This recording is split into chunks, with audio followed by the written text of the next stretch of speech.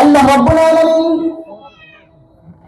কোরআনুল কারীমের মধ্যে সূরা বনী ইসরাঈলের 23 নম্বর আয়াতের মধ্যে বলতেছেন وَقَضَى رَبُّكَ أَلَّا تَعْبُدُوا إِلَّا إِيَّاهُ وَبِالْوَالِدَيْنِ إِحْسَانًا আল্লাহ রাব্বুল আলামিন বলেন ওগো দুনিয়ার মানুষ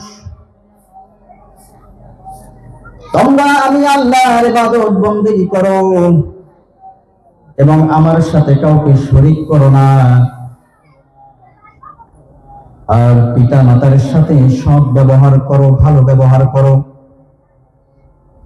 তাহলে আল্লাহ রাব্বুল আলামিন এই আয়াতের মধ্যে তিনটা আদেশ দিয়েছেন কয়টা আদেশ তিনটা আদেশ দিয়েছেন এক নাম্বার হলো আল্লাহ তাআলার ইবাদত করতে বলেছেন যে বান্দা তোমরা আমার ইবাদত বندگی করো দ্বিতীয় নাম্বার হচ্ছে যে আমার সাথে কাউকে শরীক করো না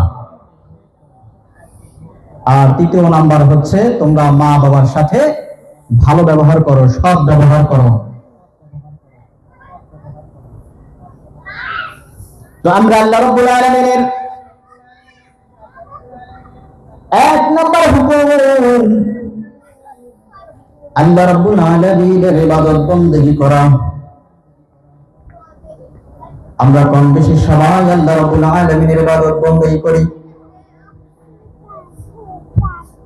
কেউ হয়তো নামাজ পড়ি কেউ যাকাত দেই কেউ তাকবীর তাহলিল করি কেউ জিকির আজকার করি কেউ দান সদকা করি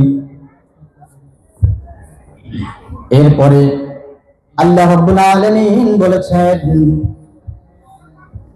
তোমরা আমার সাথে কাউকে শরীক করো না তো আমরা যারা মুসলমান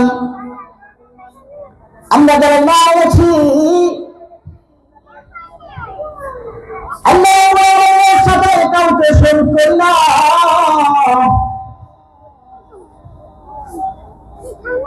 তৃতীয় নম্বরে আল্লাহ রাব্বুল আলামিন বলছেন ও বান্দা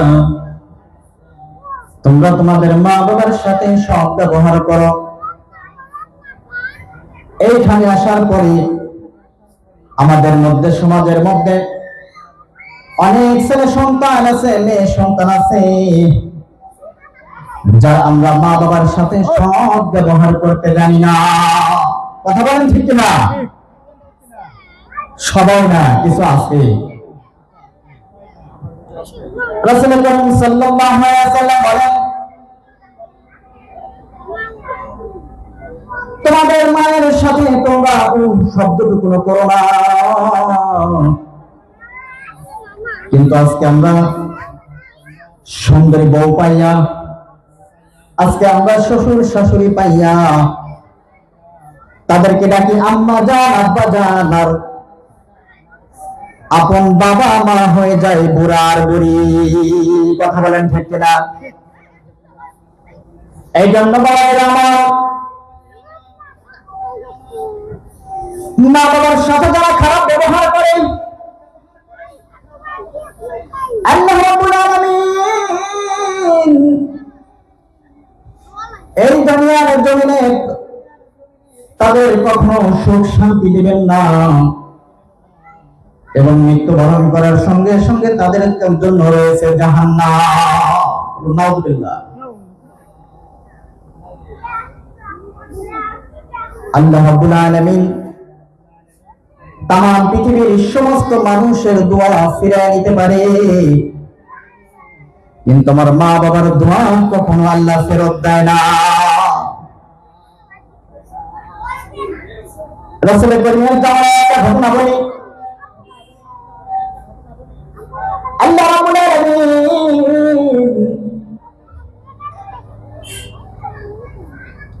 মা বাবার দোয়া এত বড় যে অনেক ক্ষেত্রে রাসূলের দোয়া পর্যন্ত আল্লাহ রাব্বুল আলামিন কবুল করেন নাই তার একটা দৃষ্টান্তমূলক উদাহরণ আমি দিচ্ছি জান্নাতুল বাকিতে নবী করিম সাল্লাল্লাহু আলাইহি ওয়াসাল্লাম জান্নাতুল বাকির পাশ দিয়ে এক কবরস্থানের পাশ দিয়ে একদিন যাচ্ছিলেন সাহাবাদের সাথে করে নিয়ে এমন সময় তিনি দেখতে পেলেন একটা কবর থেকে একটা যুবকের হাউ মাউ করে কান্নার আওয়াজ আসে। মা গো বাবা গো বলে কান্নাকাটি করতেছে কবরের মধ্যে। রাসূল করিম সাল্লাল্লাহু আলাইহি ওয়াসাল্লাম দয়ার নবী বললেন, এই কবরের মধ্যে এই মানুষটা কান্নাকাটি করে কি জন্য দেখে আমি আল্লাহ তাআলার দরবারে হাত তুলে তার জন্য দোয়া করি।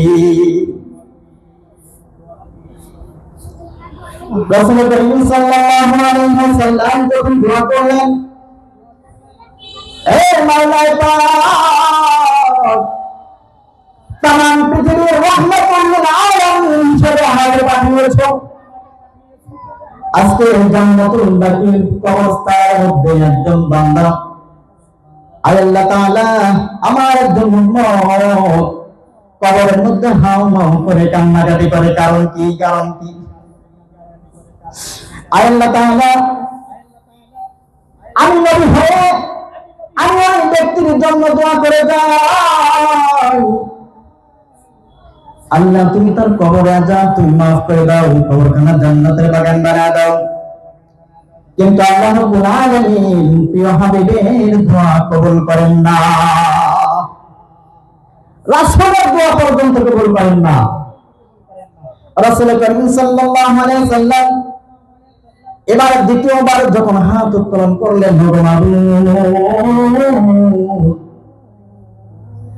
জান্নাহ আমার এই গুনাহগার উম্মতের কি বড় হয়েছিল যার জন্য কবরের মধ্যে আযাব হচ্ছে। আয় আল্লাহ তাআলা, আমি নবী রহমতের নবী কিভাবে কবরের মধ্যে আযাব দেখে চুপ করে থাকি? আমি পারি না। ওগো আল্লাহ, তুমি আমার হাতের উসিলায় তার কবরের আযাব মাফ করে দাও। এবার আল্লাহ রাব্বুল আলামিন রাসূলের দোয়া কবুল করলেন না। তৃতীয়বার যখন আসেন, রাসূল করিম সাল্লাল্লাহু আলাইহি ওয়াসাল্লাম আকাশের দিকে দুইখানা হাত উত্তোলন করে দিয়ে বলতেছেন, ওগো আল্লাহ,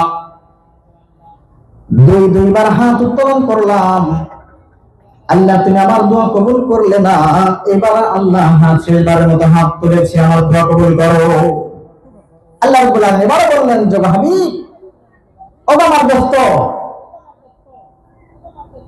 তৃতীয়বার আল্লাহ রাব্বুল আলামিন তার দোয়া কবুল করলেন না।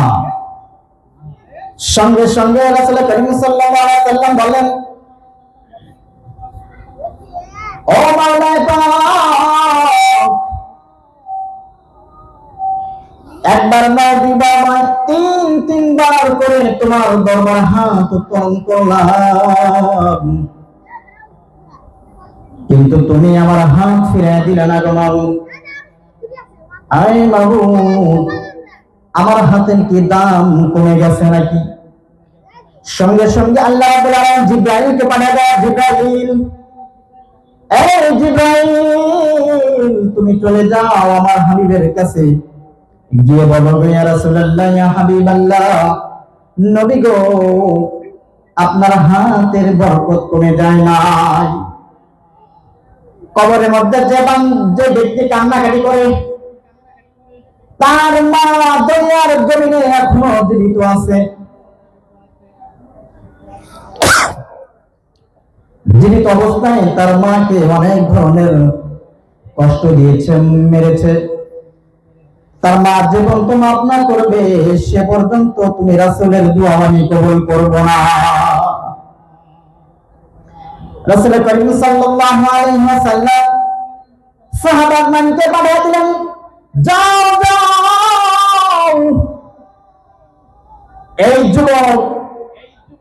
এই যুবকের আম্মাকে তুমি রাসূলের সালাম জানাও। সাহাবাগণকে যখন ওই যুবকের মাকে সালাম জানাইলো, বলল, বিদারা,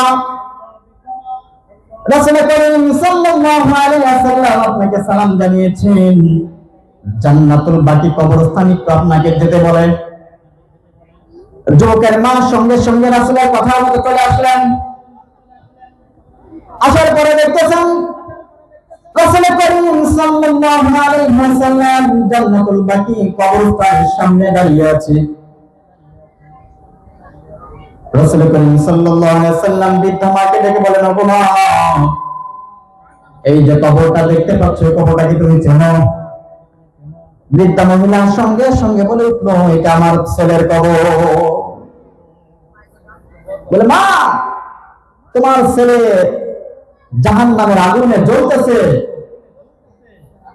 এবং মা মা বাবা বাবা বলে কান্নাকাটি করতেছে। আমি রাসূল একবার নয়, দুইবার নয়, তিনবার আমি হাত উত্তোলন করেছি আল্লাহ পাকের দরবারে, কিন্তু আল্লাহ রাব্বুল আলামিন আমার দোয়া কবুল করেন নাই। ও মা, আপনি যদি আপনার ছেলেকে মাফ না করেন, আপনার ছেলে জাহান্নামের আগুনে পড়তেছে, আল্লাহ রাব্বুল আলামিন তাকে ক্ষমা করে নাই। মা বলতেছেন, না না, আমি আমার ছেলেকে কখনোই ক্ষমা করতে পারি না। ওগো আল্লাহর রাসূল, আমার ছেলে আমাকে এমন ভাবে মেরেছে, আমার পিঠের মধ্যে এখনো মারের দাগ পাওয়া যায়। রাসূল করিম সাল্লাল্লাহু আলাইহি ওয়াসাল্লাম বললেন, আয় আল্লাহ তাআলা, তুমি এই বৃদ্ধা মার মনটা তুমি নরম করে দাও এবং কবরের মধ্যে যা আযাব হচ্ছে, তুমি তোমার কুদরতি ক্ষমতায় সে আযাব তার মায়ের চক্ষু দিয়ে দেখার তৌফিক দিয়ে দাও। সঙ্গে সঙ্গে মা দেখতেছেন যে আল্লাহ রাব্বুল আলামিন কুদরতি ক্ষমতা দিয়ে দিয়েছে। সঙ্গে সঙ্গে মা দেখতেছেন যে ছেলে কবরের মধ্যে জাহান্নামের আগুন, একবার আগুনের লেলি শিখায় উপরের দিকে উঠছে, আবার সেখান থেকে নিচের দিকে নামছে এবং মা মা বলে চিৎকার করতেছে। এই দৃশ্য দেখার পরে মা আর স্থির থাকতে পারে না, হাম করে কান্নাকাটি করে দিয়েছে এবং বলতেছে, ও আল্লাহর রাসূল, আপনি আল্লাহ রাব্বুল আলামিনকে বলেন আমি আমার ছেলেকে মাফ করে দিয়েছি। সুবহানাল্লাহ। সঙ্গে সঙ্গে আল্লাহ রাব্বুল আলামিন তার মায়ের দোয়া কবুল করে তার কবরখানা জান্নাতের বাগান বানায় দিয়েছে। বলি সুবহানাল্লাহ। এই জন্য ভাইরা আমার, মা বাবার দামি, মা বাবা এত দামি। আল্লাহ রাব্বুল আলামিন বলেছেন, কখনো কখনো আমি আমার রাসূলের দোয়া কবুল করি না, কিন্তু আমার কোন সন্তানের জন্য যদি কোনো মা বাবা দোয়া করে, আল্লাহ রাব্বুল আলামিন সেই দোয়া কখনো ফেরত দেয় না। এজন্য আমরা যারা যুবক আছি ভাইরা, আমাদের যাদের মা বাবা জীবিত আছে, বেঁচে আছে, আমাদের চেষ্টা করতে হবে আমাদের হক, আমাদের কোন কথায় যেন মা বাবারা কখনো কষ্ট না পায়। ওই যে মায়ের বদদোয়ায় বিশাল বড় আল্লাহর ওলি জুরাইস আলাইহিস সালাতু ওয়াস সালাম মায়ের বদদোয়ার কারণে আল্লাহর জাহান্নামে চলে যায়। জুরাইস আলাইহিস সালাম বিশাল জবরদস্ত একজন আল্লাহর ওলি, তিনি তার জীবনের অধিক সময় আল্লাহ পাকের খেদমত করে জীবন কাটিয়েছেন। এত পরিমাণ আমল তিনি করেছেন, তার জীবনে এত নফল ইবাদত তিনি করেছেন। আল্লাহ রাব্বুল আলামিনের পছন্দের পাত্র হয়ে আল্লাহর ওলি হয়ে গেছেন। জুরাইস আলাইহিস সালাম তিনি এত ইবাদত বন্দেগী করেন যে ইবাদত করতে করতে আল্লাহর ওলি হয়ে গেছে। সেই জুরাইস আলাইহিস সালামের কাছে তিনি এক পরিমাণ ইবাদত বন্দেগী করেন, বাড়িতে থাকলে তার ইবাদত করতে কষ্ট হবে, এজন্য তিনি বাড়ি থেকে ফাঁকি একটা ঘর তৈরি করেছেন। ঘর তৈরি করে সেখানে 24 ঘন্টা আল্লাহ পাকের ইবাদত বন্দেগী করে। এদিকে বৃদ্ধা মা জুরাইস আলাইহিস সালামকে ডাক দেয়, ও ছেলে জুরাইস। জুরাইস আলাইহিস সালাম ওই সময় নফল ইবাদত বন্দেগী করছিল। নফল ইবাদত, মায়ের ডাকে সাড়া দেওয়া কিন্তু ফরজ। ও যুবক ভাই, কথা বলো, মায়ের ডাকে সাড়া দেওয়া কি ফরজ? আর জুরাইস আলাইহিস সালাম ওই সময় নফল ইবাদত বন্দেগী করছিলেন। আল্লাহ রাব্বুল আলামিন বলেন, একমাত্র ফরজ ইবাদত ব্যতীত কোন মা, কোন বাবা যদি কোন ছেলে সন্তান, মেয়ে সন্তানকে ডাকে, সে সুন্নত হোক, নফল হোক, ওয়াজিব হোক, যে কোনো ইবাদত করুক না কেন, একমাত্র ফরজ ব্যতীত মা বাবার ডাকে সাড়া দেওয়া তার জন্য জরুরি। জুরাইস আলাইহিস সালাম নফল ইবাদত বন্দেগী করছিলেন। এমন সময় মা তার ঘরের দরজায় এসে ডাকে, বাবা জুরাইস। জুরাইস তখন নফল ইবাদত বন্দেগীতে মশগুল ছিলেন, যার জন্য মায়ের ডাকে সাড়া দিতে পারে নাই। দ্বিতীয়বার যখন ডাকলেন, বাবা জুরাইস ঘরে আছো নাকি? জুরাইস আলাইহিস সালাম কোনো খবর দেয় না। তৃতীয়বার যখন ডাকলেন, বাবা জুরাইস তুমি কি বাবা বাসায় আছো? তৃতীয়বার কোনো জবাব দেয় না। বৃদ্ধা মা তার বাসা থেকে চলে আসে, বাড়িতে চলে আসে। দ্বিতীয় দিন আবার যায়, দ্বিতীয় দিন আবার যায়। যখন এইভাবে ডাকতেছিল, জুরাইস সাল্লাল্লাহু আলাইহি সাল্লাম তখন নফল ইবাদতের মধ্যে মগ্ন ছিলেন। এভাবে যখন একবার, দুবার, তিনবার না ডাকে, জুরাইস কোনো খোঁজ করে নেয় না। বৃদ্ধা মা দ্বিতীয় দিন চলে আসে। তৃতীয় দিন যখন আবার একই সময় যায়, বলে, বাবা জুরাইস বাড়িতে আছো নাকি? জুরাইস সাল্লাল্লাহু আলাইহি সাল্লাম সেদিনও নফল ইবাদতের মধ্যে লিপ্ত ছিল। মা একবার, দুইবার, তিনবার ডেকে ডেকে যখন ছেলেকে পায় না, এবার মার কষ্ট ধরে রাখতে পারে না।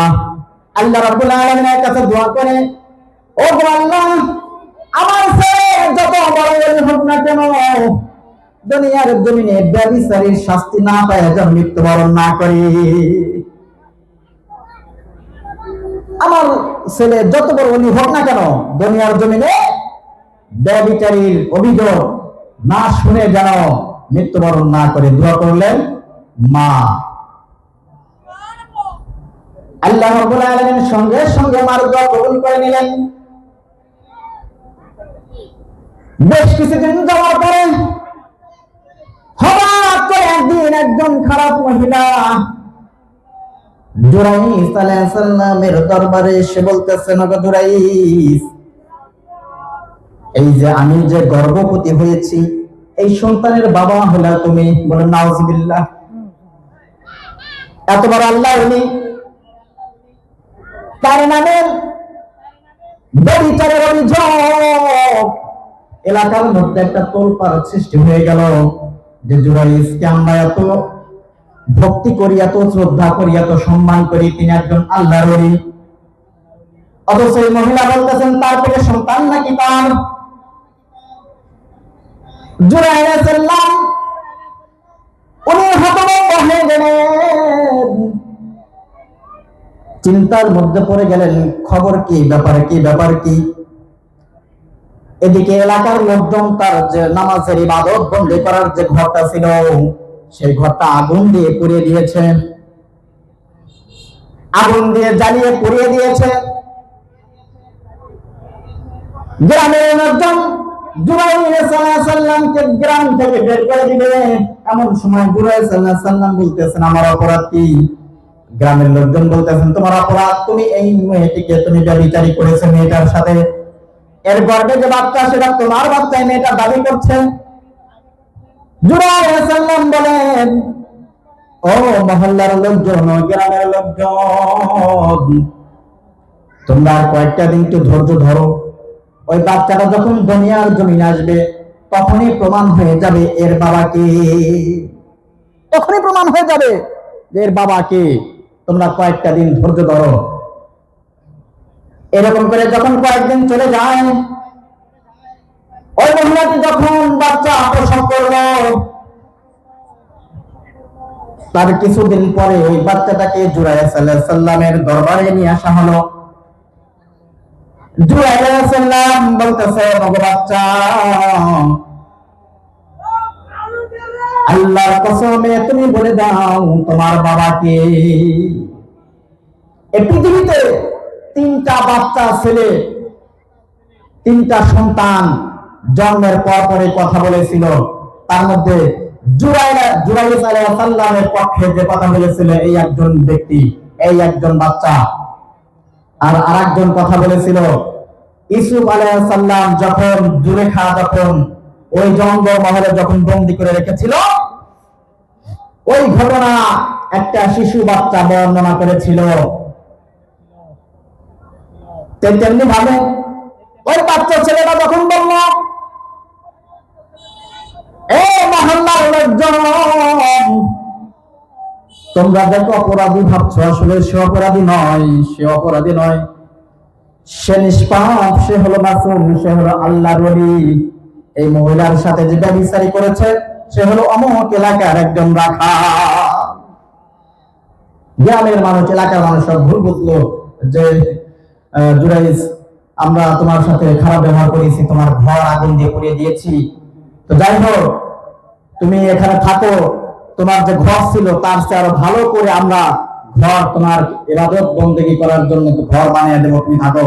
কিন্তু জুরাইর আলাইহিস সালাম ওদিনকে বুঝতে পারছিল যে আমার মা যে দোয়া করেছিল যে হে আল্লাহ, আমার জুরাইজ যত বড় ওলি হোক না কেন, ব্যভিচারীর অভিযোগ না নিয়ে যেন কবরে না যায়। আজকে সে মায়ের অভিযোগ, আজকে সে মায়ের দোয়া পূরণ হয়েছে। তো এই জন্য আমি বলি, আপনি দুনিয়ার জমিনে যত ইবাদত বন্দেগী করেন না কেন, যত বড় আল্লাহর ওলি হোক না কেন, মা বাবার মনে যদি কষ্ট দিয়ে থাকেন, কাবা শরীফের ইমাম সাহেব হয়ে লাভ নাই, জাহান্নামে যেতে হবে। এই জন্য